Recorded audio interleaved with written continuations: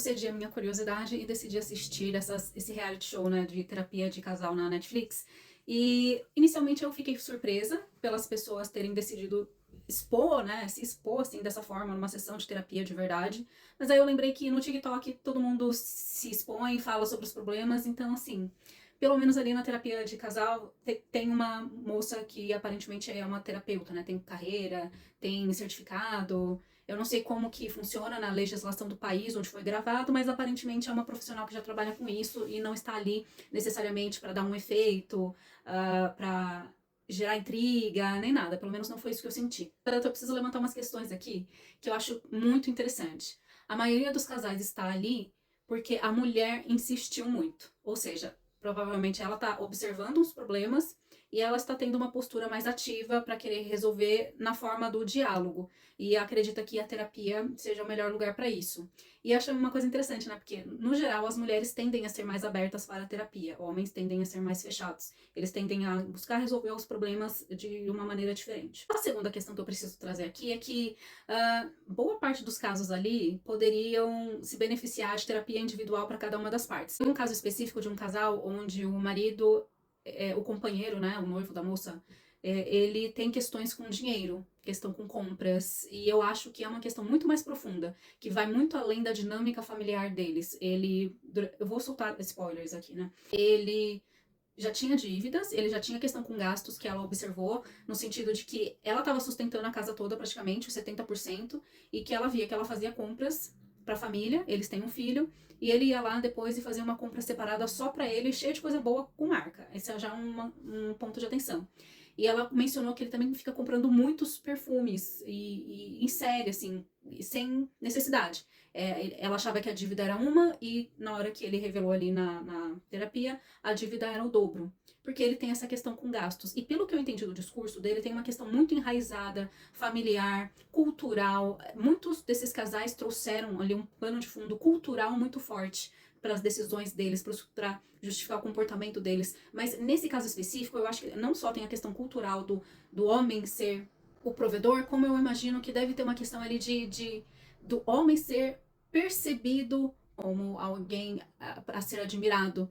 Então, eu acho que o homem ali, o marido, ele tá numa posição de que ele precisa mostrar que ele dá conta, precisa mostrar que ele tem posses, né? A forma que as pessoas têm de mostrar hoje que elas têm domínio da situação é com dinheiro e sucesso financeiro, mas ao mesmo tempo ele fala que ele tem que ser responsável pela família, culturalmente ele tem que ser o responsável pela família, mas as atitudes dele e os gastos dele são com ele mesmo, né? A criança não precisa de vidros e vidros de perfume. Então, ele tem uma coisa muito enraizada ali que eu acho que a terapia de casal funcionou para acessar essas questões, para ele ver que pelo olhar de terceiros tem alguma questão ali, mas eu realmente acredito que ele ali precisaria sim de uma terapia individual. Mas tem um outro casal ali também que tem questões de diálogo mesmo, né? Tem um que trabalha muito e a namorada não aceita, ela quer que ele passe mais tempo com ela. Pelo menos por enquanto isso parece ser uma questão muito de casal mesmo.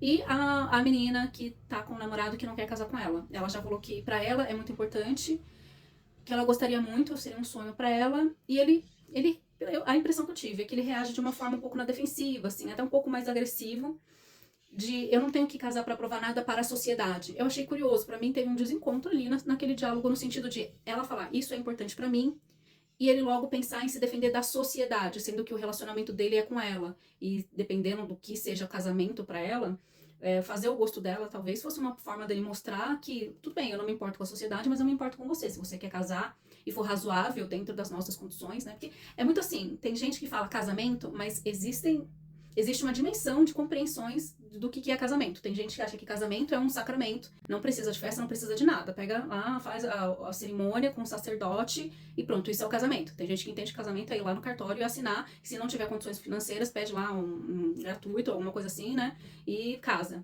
Agora tem outras pessoas que entendem casamento como uma manifestação pública e mais extravagante, assim, mais brilhosa, para que todas as outras pessoas possam ver o tamanho daquele amor, né? É uma expressão maior daquele amor através de uma festa. Então, às vezes a pessoa fala, eu quero casar, mas ela não vai se contentar com um cartório e um brunch depois. Ela vai querer dar uma festa para todos os familiares, convidar todo mundo, e aí já envolve questões financeiras também, questão de exposição, tempo.